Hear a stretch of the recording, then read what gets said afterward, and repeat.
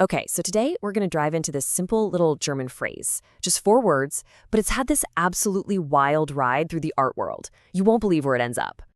So here it is. Jeder Mensch ist Kunst. It means every human is art. And this idea comes from the 20th century German artist Joseph Beuys.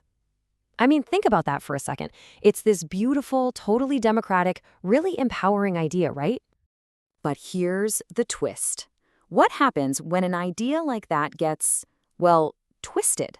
What happens when it's made of actual flesh and then sold on a t-shirt?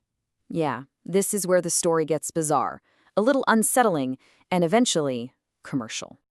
All right, let's back up. Where did this all start?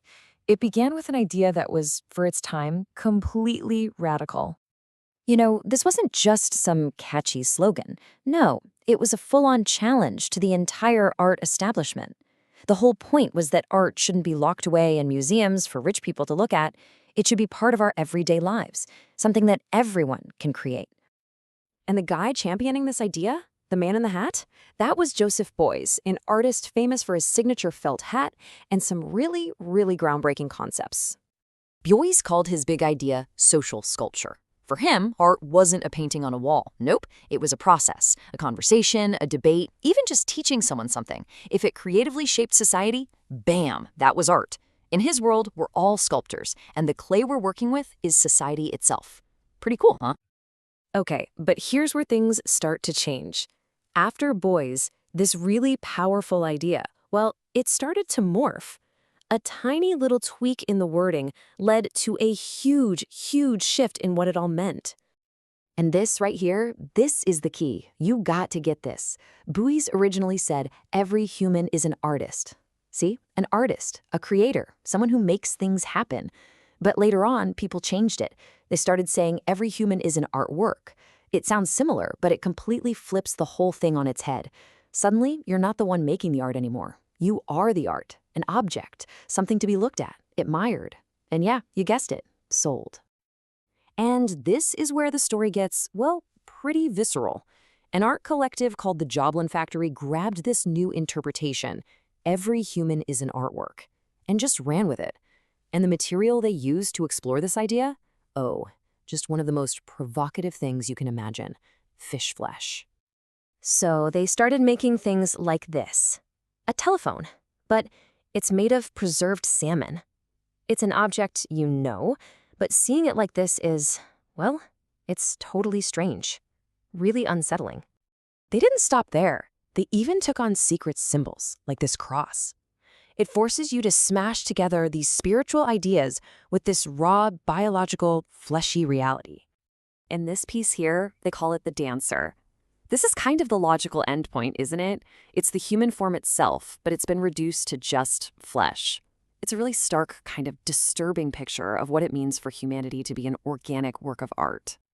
But hold on, because the journey for this idea isn't over. It doesn't just stop in a high-concept art gallery. Oh no. Its next, and maybe its final stop, is the online gift shop. Okay, look at this. On the left, you've got this original, super provocative piece of art called Bulimia.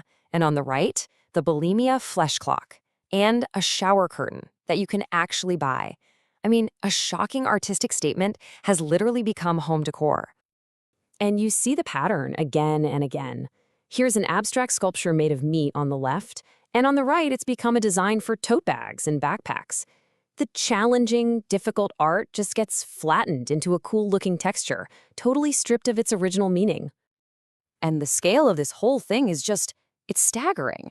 You can get this flesh art texture printed on pretty much anything you can think of. T-shirts, hoodies, clocks, bags, mugs, phone cases, you name it. So it started out as this utopian philosophy about creativity. It's been completely and totally commodified. Which, of course, brings this whole wild journey right back around and puts the spotlight directly on you. So the artist's final move is this piece right here. It's just a simple, fancy frame with a mirror inside.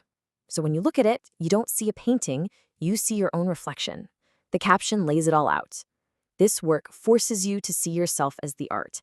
In this exhibition, you are the final piece.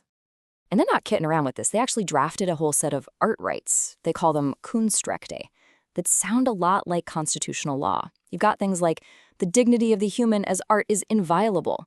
It's kind of a fascinating question, right? If we really accept that we're all works of art, what kind of fundamental rights should we have?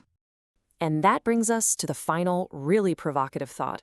We followed this idea all the way from a beautiful philosophy about universal creativity to being reinterpreted as an object made of flesh, all the way to becoming a pattern on a shower curtain. So, if we follow that logic to its final conclusion, if you are a work of art, in a world where literally everything is for sale, who gets to set your price?